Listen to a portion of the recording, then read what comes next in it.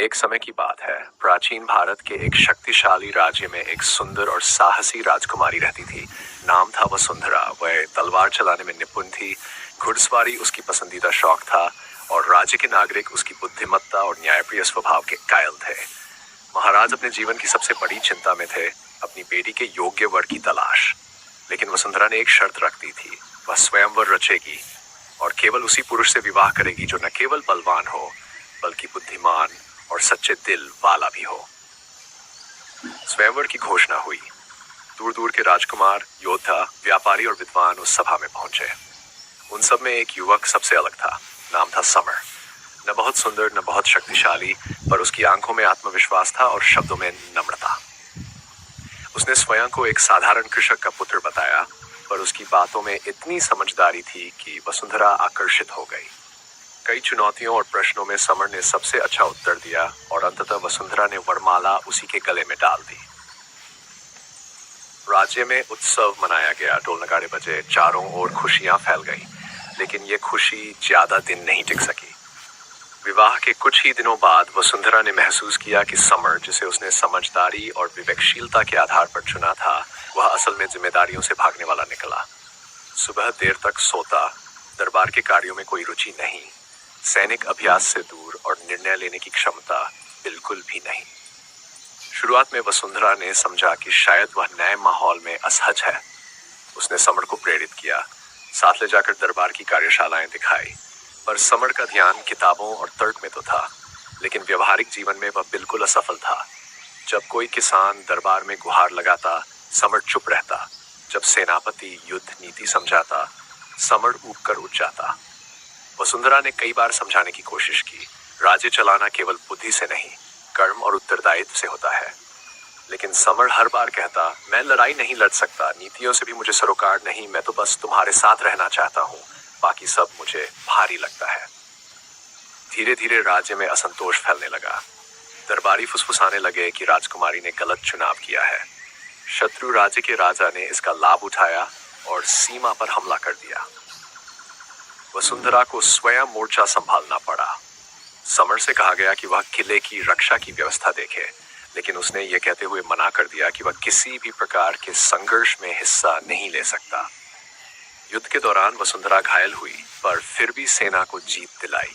राज्य तो बच गया, लेकिन जनता में क्रोध उमड़ आया। सबका मानना था कि राजा बनकर समर ने कुछ नहीं किया, उल्टा संकट के समय पीछे हट गया। तब दरबार में एक विशेष सभा बुलाई गई। जनता, सेनापति, मंत्री और स्वयं महाराज उपस्थित थे। वसुंधरा ने भी अपनी छोटों के साथ वहां उपस्थिति दर्ज की। समर से पूछा गया, क्या तुम राज्य की जिम्मेदारी उठाने के योग्य हो? समर शांत था। उसने कहा, हाँ, मैंने कभी नहीं कहा था कि मैं योद्धा हूँ। मैं तर्क कर सकता हूँ, लिख सकता हूँ, पर तलवार नहीं चला सकता। मुझे राजा मत बनाए। यह उत्तर सुनकर दरबार में सन्नाटा छा गया। महाराज ने निर्णय लिया कि समर को राजा का पद नहीं दिया जा सकता और वसुंधरा स्वयं राज्य की प्रमुख बनेंगी। समर को सम्मान पूर्वक महल में रहने की अनुमति दी गई, लेकिन राज्य के कार्यों से उसे पूरी तरह अलग कर दिया गया। समय बीता गया। वसुंधरा ने राज्य को नई ऊंचाइयों तक पहुंचाया। वह लोगों में वीरांगना रानी के नाम से प्रसिद्ध हुई, परंतु उसका वैवाहिक जीवन एक सूनापन लिए चलता रहा। समर अब अकेले पुस्तकालय में दिन बिताता, कविताएं लिखता, तारे गिनता और कभी कभी वसुंधरा को चुपचाप देखता जब वह दरबार में निर्णय लेती या युद्ध अभ्यास करती। एक दिन की बात है, एक दुर्जन विद्वान ने दरबार में आकर चुनौती दी कि यदि कोई उसकी पहेलियों को न सुलझा सका तो वह राज्य पर शाप देगा। दरबारी, मंत्री, यहाँ तक कि वसुंधरा भी उसकी कठिन पहेलियों में उलझ गई। तभी समर वहां आया। उसने एक कर सभी पहेलियों का हल दिया।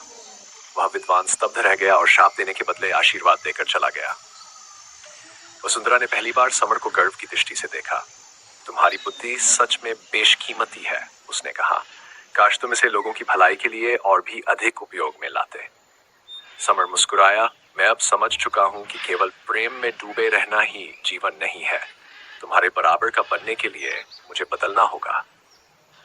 उस दिन के बाद समर ने एक नया जीवन शुरू किया। उसने दरबार में शिक्षण का कार्य संभाला, नीतियों पर लेख लिखे, किसानों और युवाओं को तर्क और विज्ञान सिखाया। वह युद्ध न लड़ सका, पर ज्ञान के क्षेत्र में उसने ऐसा युद्ध लड़ा जिसने पूरे राज्य को एक नई दिशा दी।